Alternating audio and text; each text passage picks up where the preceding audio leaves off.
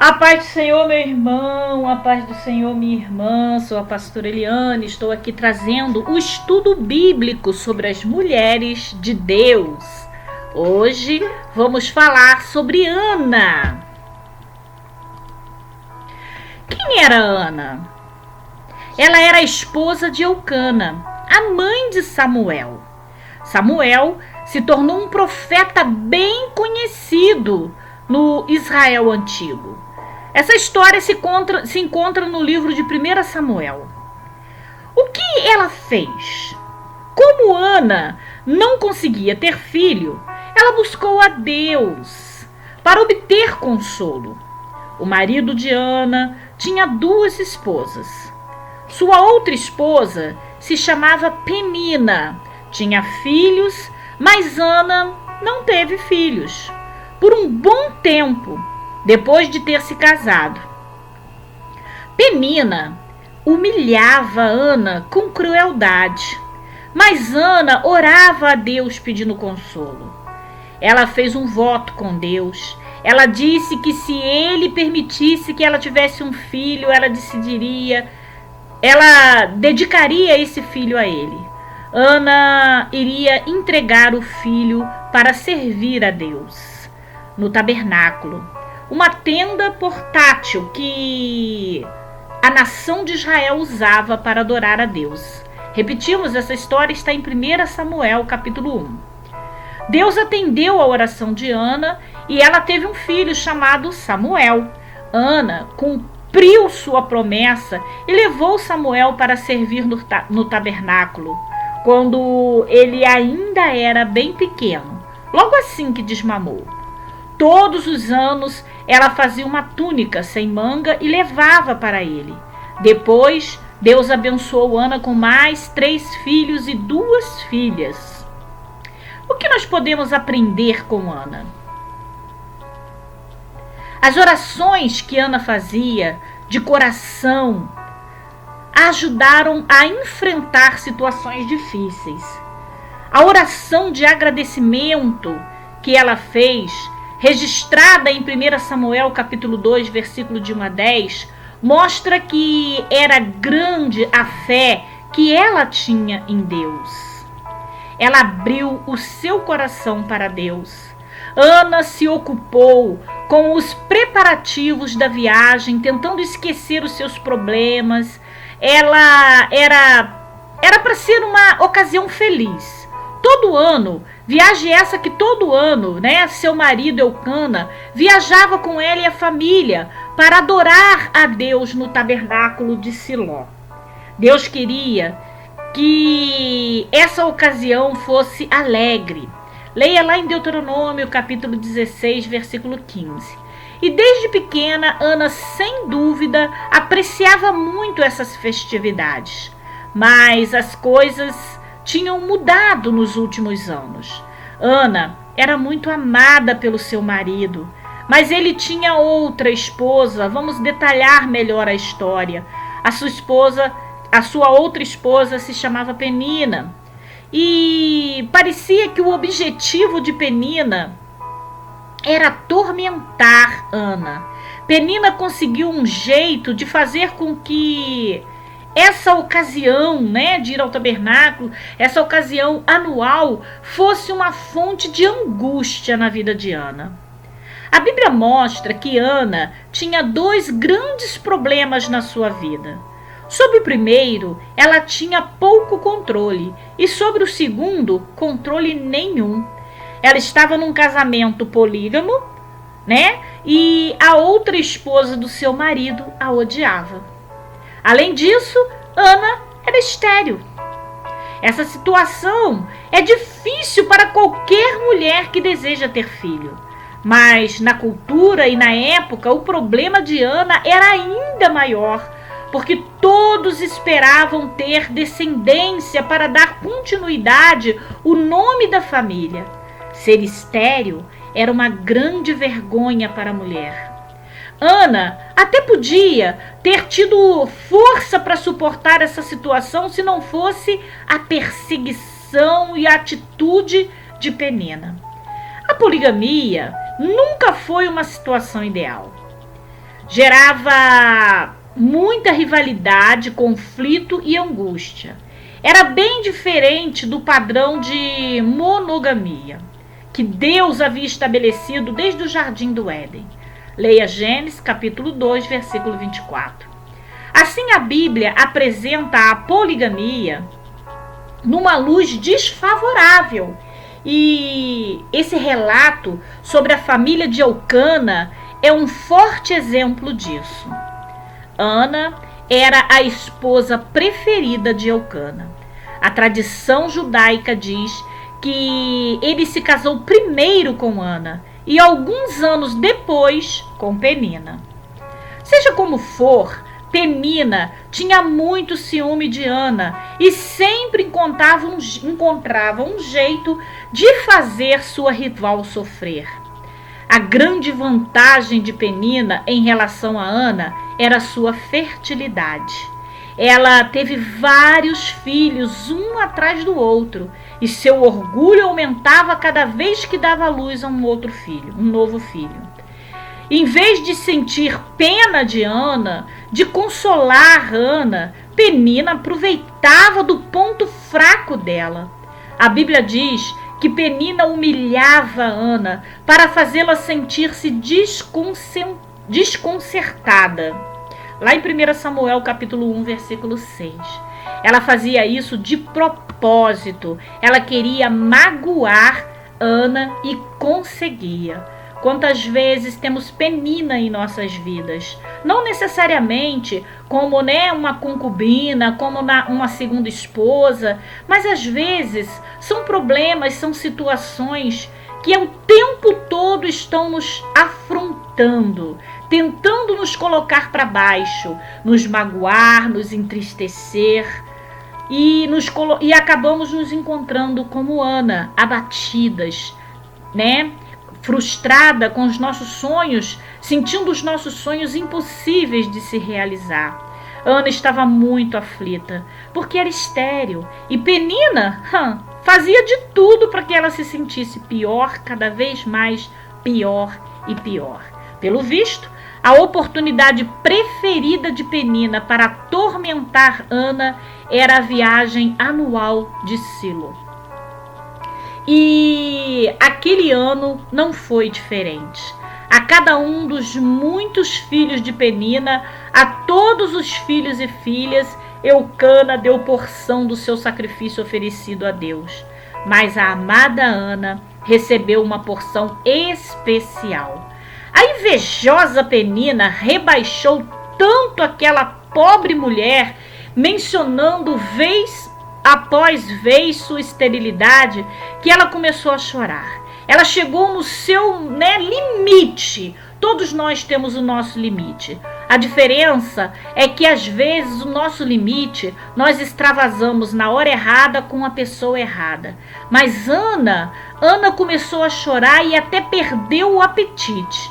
Eucana percebeu logo que sua querida esposa estava angustiada e não comia nada, por isso tentou consolá-la. Ana perguntou Eucana a ela, por que choras e por que não comes e por que se sente tão mal o seu coração? Não te sou eu melhor do que 10 filhos? Essa pergunta de Eucana para Ana está lá em 1 Samuel, capítulo 1, versículo de 4 a 8. Eucana até conseguiu perceber que a angústia de Ana tinha a ver com o fato dela ser estéril. E com certeza ela gostou da sua demonstração de carinho, mas ele não mencionou nada a respeito da maldade de Penina. O relato também não sugere que Ana tenha contado para ele que Penina vinha tempo após tempo humilhando. Talvez ela achasse que expor Penina só piorasse a situação. Eucana mudaria realmente alguma coisa? Será que Penina não passaria a desprezá-la ainda mais? E que dizer dos filhos e dos servos daquela mulher maldosa? Ana se sentia cada vez mais uma estranha na sua própria casa. Mas ainda assim, a história vai nos levar a acreditar que Ana guardou toda a humilhação para si e não ficava, de picuinha e de fofoquinha com seu marido, contando que Penina estava fazendo isso ou aquilo. Não tentava botar a sua segunda esposa contra o marido. Guardava o seu sofrimento, remoía dentro de si. E o gesto de Eucana ali perguntando para ela, mostra que algumas vezes nem tudo que nós temos serve de consolo quando nós estamos lutando por um objetivo, por um foco, por um sonho, que nós precisamos recorrer a Deus.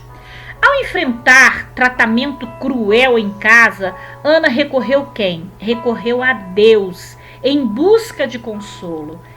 Quer Eucana soubesse de toda a crueldade ou não, uma coisa é certa: Deus sabia de tudo e é Ele quem precisa saber a nossa dor, aonde está sendo tocado nas nossas feridas para nos curar. Deus sabia de tudo. Sua palavra expõe tudo o que aconteceu, dando assim um forte aviso a todos os que praticam atos aparentemente pequenos de ódio e de ciúme. Por outro lado, pessoas inocentes e pacíficas como Ana podem sentir-se consoladas por saber que Deus da Justiça, o Deus da Justiça, resolve todos os assuntos no seu tempo e da sua maneira. Leia lá, Deuteronômio capítulo 32, versículo 4. Com certeza, meu irmão e minha irmã, Ana sabia disso, pois foi a Deus que ela procurou em busca de ajuda. Bem cedo, a casa já estava movimentada. Todos, até as crianças, se preparavam para a viagem, para chegar a Silo. Aquela grande família teria que atravessar mais de 30 quilômetros na região montanhosa de Efraim. A viagem levaria 1 ou 2 dias a pé. Você sabe o que é isso? Andar 1 a 2 dias a pé. Embora Ana soubesse como sua rival agiria, ela não ficou em casa. Assim, deu um valioso exemplo para os adoradores de Deus de hoje. Não entre para a caverna, não se isole, enfrente o seu problema. Nunca devemos permitir que a má conduta dos outros atrapalhe a nossa adoração a Deus. Por isso, enfrente seja qual for o seu problema e continue adorando a Deus, pois isso nos impediria de receber justamente as bênçãos que nos dão força para perseverar e seguir em frente. Após um longo dia de caminhada por estradas sinuosas nas montanhas, aquela família chegou perto de Siló, no topo de uma colina cercada por monte. Podemos imaginar Ana meditando profundamente sobre o que ela diria a Deus em oração. Ao chegar, a família tomou uma refeição. Assim que pôde, Ana se separou do grupo e foi direto para o tabernáculo de Deus. O sumo sacerdote Eli estava lá, sentado perto da porta, mas a atenção de Ana era no seu Deus. Ali no tabernáculo, ela tinha certeza de que seria ouvida, mesmo que mais ninguém pudesse entender o que ela estava passando, seu Pai Celestial podia. Toda a angústia de Ana veio à tona e ela começou a chorar. Podemos entender que talvez na sua casa, devido às perseguições de Penina e até o número de crianças correndo por um lado para o outro, a Ana não conseguiria um espaço, um lugar sossegado para rasgar o seu coração com Deus. E aquele momento foi o momento que ela escolheu para poder colocar a sua alma, as suas lágrimas, a derramar a sua dor aos pés do Senhor. Soluçando muito, Ana orou silenciosamente a Deus. Talvez podemos imaginar que ela possa ter pensado: vai que alguém chegue por aqui e escute as minhas orações, as minhas aflições. Não é para ninguém que eu tenho que contar. Nem o Cana precisa saber o quanto Penina tem me humilhado, o quanto eu tenho sofrido, apesar da sua perda de apetite, já ter deixado tudo isso claro para Eucana. Mas Ana, ainda assim, vamos entender que ela guardou dentro de si todo este sofrimento e ela orou silenciosamente, crendo que aquele que poderia resolver o seu problema escutava sua alma. Seus lábios tremiam, ao passo que pensava nas palavras certas para expressar sua dor. Ela fez uma longa oração, abrindo o coração ao seu Pai, ao nosso Deus. Mas fez mais do que apenas pedir a Deus que realizasse o seu forte desejo de ter filho. Ana não queria só receber a bênção de Deus, mas também queria lhe dar o que pedia. Assim, fez um voto dizendo que se tivesse um filho, ela o entregaria para servir a Deus todos os dias de sua vida. Leia isso lá em 1 Samuel capítulo 1, versículo de 9 a 11. No que se refere à oração, Ana foi um exemplo para todos os servos de Deus. Isso mesmo, para todos nós, para mim, para você. Deus bondosamente convida seus adoradores a abrir o seu coração a Ele, a expressar todas as suas preocupações, sem reservas, como faria um filho que tem um pai amoroso. Leia Salmos, capítulo 62, versículo 8, 1 Tessalonicenses, capítulo 5, versículo 17. O apóstolo Pedro foi inspirado a escrever essas palavras consoladoras. Lance sobre ele toda a sua ansiedade, porque ele cuida de vocês. Lá em 1 Pedro, capítulo 5, versículo 7. No entanto, os humanos não são tão compreensivos como Deus. Enquanto Ana chorava e orava, uma voz a assustou. Era Eli, o sumo sacerdote, que a observava. Ele disse: até quando te comportarás como embriagada? Afasta de ti o teu vinho. Eli havia notado que os lábios e o corpo de Ana tremiam e ela parecia perturbada. Em vez de perguntar qual é o seu problema, ele foi logo concluindo que ela estava bêbada. Essa parte você lê em 1 Samuel, capítulo 1, versículo de 12 a 14. Como deve ter sido duro para Ana, né? Ouvir essa acusação infundada num momento de tanta angústia. Mas ainda mais de um homem que ocupava uma posição tão importante como por exemplo, a do sumo sacerdote Eli.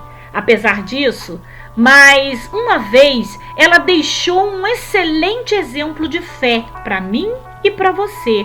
Ela poderia sair dali dizendo: esse homem não tem discernimento, esse homem não é ungido de Deus, não, esse homem está por fora, porque se ele tivesse discernimento, saberia que eu estava ali falando com Deus e que eu não estou bêbada. Ele me julgou, Senhor, manda fogo, consome, como nós temos visto nos dias atuais acontecer por qualquer erro que um homem de Deus ou uma mulher de Deus acaba cometendo. Nós que estamos na frente, liderando pessoas, aos olhos de muitos não podemos cometer erros, porque somos logo apedrejados. Mas Eli era humano, assim como eu, assim como qualquer um de nós. E Ana nos deixa esse exemplo. Ela não permitiu que as imperfeições de outras pessoas humanas interferissem na sua adoração a Deus. Ela respondeu respeitosamente. Ela continuou respeitando a Eli e respondeu ao sumo sacerdote Eli e respondeu a ele respeitosamente. E explicou a sua situação. Então, percebendo que tinha errado e talvez falando num tom mais suave, ele disse: vai em paz e que o Deus de Israel te conceda o teu pedido. Porque ela foi fiel, respeitou o sacerdote, mesmo sabendo que ele estava julgando ela, errando sobre ela, ela ainda assim foi respeitosa, ele reconheceu o seu erro e ainda abençoou aquela mulher, liberando sobre a vida dela uma palavra profética. Vá em paz e que o Deus de Israel te conceda o teu pedido. Isso está lá em 1 Samuel capítulo 1, versículo de 15 a 17. A mesma boca que te ajuda e que te julga, Deus, já fala aqui conosco que poderá e irá, com certeza, te abençoar também. Às vezes, homens de Deus duvidam até do chamado de Deus em sua vida, duvidam da bênção que Deus tem para você, mas isso porque não conhecem ainda o plano que Deus tem para contigo.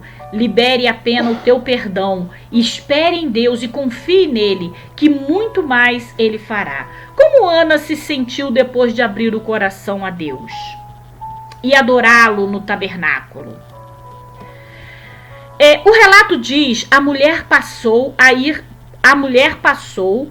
ir-se embora e a comer, e seu semblante não estava mais preocupado.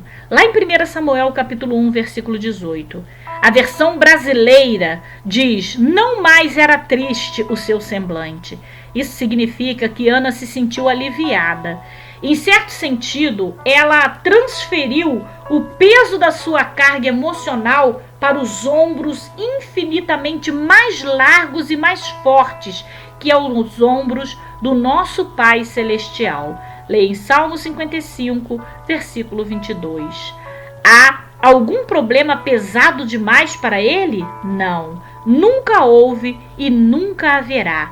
Isso, Deus manda te dizer já no meio desse estudo, quase no finalzinho dele, que o teu problema, por maior que você esteja vendo, sentindo ele não é maior do que os fortes ombros do seu Pai, em quem você precisa confiar as suas lágrimas, os seus problemas, para que ele possa solucionar. Quando sentimos que a tristeza está tomando conta de nós, podemos seguir o exemplo de Ana e falar abertamente com aquele que a Bíblia chama de ouvinte de oração, lá em Salmos capítulo 65, versículo 2. Se fizermos isso com fé, no lugar de tristeza, poderemos sentir a paz de Deus que excede todo pensamento, conforme diz Filipenses capítulo 4, versículos 6 e 7. Queridos e queridas, não há rocha igual à do nosso Deus. Vamos entender que a história vai se resumir dizendo que na manhã seguinte, Ana voltou ao tabernáculo com Eucana.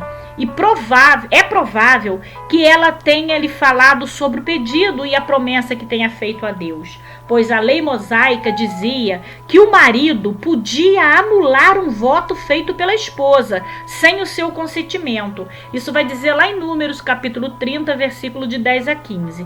Mas aquele homem fiel não anulou o voto da sua esposa. Em vez disso, ele e Ana juntos prestaram adoração a Deus no tabernáculo antes de voltar para casa.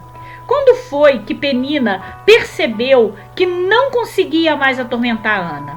O relato não diz, mas a expressão "seu semelhante não estava mais preocupado" sugere que, a partir de então, Ana recuperou o ânimo. De qualquer forma, Penina logo descobriu que o seu comportamento cruel já não tinha mais efeito sobre Ana. A Bíblia não menciona, mas o seu nome daí por diante. Nem menciona mais sobre Penina daí por diante. Os meses se passaram e a paz que Ana sentia se transformou numa indescritível alegria. Ela estava grávida, mas Ana não esqueceu nem por um momento quem a tinha abençoado. Quando o menino nasceu, ela o chamou de Samuel. Isso mesmo, Samuel, o profeta que lá na frente ungiu o rei Davi. Samuel significa nome de Deus. Pelo visto, uma referência assim invocar o nome divino, como Ana havia feito. Naquele ano, ela não acompanhou Eucana e sua família na viagem de Siló, naqueles anos, né? Ela ficou em casa por 3 anos até desmamar a criança. Então reuniu forças para o dia que teria que se separar do seu filho querido. A despedida não deve ter sido fácil. É claro que Ana sabia que Samuel seria bem cuidado em Siló, talvez por algumas mulheres que serviam no tabernáculo, mas ele ainda era tão pequeno. E que mãe não quer ficar perto do seu filho, não é verdade? Mas assim, Ana e Eucana levaram o menino, não de má vontade, mas de sentimento de gratidão. Eles ofereceram sacrifício na casa de Deus e entregaram Samuel a Eli, lembrando-o do voto que Ana havia feito há anos atrás. Então Ana fez uma oração que Deus considerou digna de ser incluída na sua palavra inspiradora. Ao ler sua palavra em 1 Samuel capítulo 2, versículo de 1 a 10, em cada linha você notará a profunda fé que Ana tinha em Deus. Ela louvou a Deus pela forma maravilhosa que Ele usa seu poder para sua capacidade inigualável de humilhar os orgulhosos e abençoar os oprimidos. Por fim, a vida ou até salvar da morte. Ela louvou seu pai por sua santidade sem igual e por sua justiça e fidelidade. Com bons motivos, Ana pôde dizer: não há rocha igual ao nosso Deus. Deus é totalmente confiável, imutável, um refúgio para todos os oprimidos que o busca. Você entendeu isso? Um refúgio para todos os oprimidos que o busca. Com certeza o pequeno Samuel foi privilegiado por ter uma mãe com tanta fé em Deus. Mesmo tendo saudades dela, ele nunca se sentiu abandonado enquanto crescia, porque todo ano Ana viajava a Siló levando uma túnica sem manga para ele usar no serviço do tabernáculo. Cada ponto costurado era a prova do seu amor e carinho. 1 Samuel capítulo 2, versículo 19. Podemos imaginar seu olhar de ternura, suas palavras bondosas e encorajadoras, enquanto colocava a túnica no menino e o ajeitava. Samuel foi abençoado por ter uma mãe assim. E quando cresceu, ele mesmo se tornou uma bênção para seus pais e toda Israel. Ana também não foi abandonada. Deus a abençoou com mais 5 filhos, lá em 1 Samuel capítulo 2, versículo 21. Mas talvez a maior bênção que Ana tenha sido sua relação com Deus. E essa relação ficava cada vez mais forte ao longo dos anos. Que o mesmo aconteça, meu irmão e minha irmã, com você. Que o mesmo aconteça ao passo em que possamos imitar a fé demonstrada por Ana. Deus atende às nossas orações. As 2 orações especiais, as 2 orações de Ana registradas em 1 Samuel capítulo 1, versículo 11 e em 2 Samuel capítulo 1, versículo 10, são especiais por vários motivos. Ana dirigiu a primeira das 2 orações a Deus, ao Deus dos exércitos. Ela é a primeira pessoa na Bíblia a usar esse título, Deus dos exércitos. Ele aparece 285 vezes na Bíblia e se refere à autoridade que Deus exerce sobre um grande número de filhos espirituais. Note que Ana não fez a segunda oração quando seu filho nasceu, mas quando ela e Eucana ofereceu para o serviço de Deus em Siló. Assim, Ana estava feliz por ter sido abençoada por Deus, não por ter silenciado sua rival Penina. Quando Ana disse, meu chifre está deveras exaltado em Deus, talvez ela estivesse pensando no touro, um forte animal de carga com chifre poderosos. Em outras palavras, Ana estava dizendo, Deus, tu me dás forças. Lá em 1 Samuel capítulo 2, versículo 1. As palavras de Ana sobre o ungido de Deus são consideradas proféticas. Ela usou uma expressão hebraica que é também traduzida Messias e foi a primeira pessoa na Bíblia a usá-la para se referir a um futuro rei ungido. Em 1 Samuel capítulo 2, versículo 10. Uns 1000 anos mais tarde, Maria, a mãe de Jesus, usou a expressão similar as de Ana para louvar a Deus, lá em Lucas, capítulo 1, versículo de 46 a 55. Espero que essa história tenha edificado a sua vida. No próximo estudo bíblico, vamos falar um pouquinho sobre a mulher de Ló. Deus te abençoe e até lá, a paz do Senhor.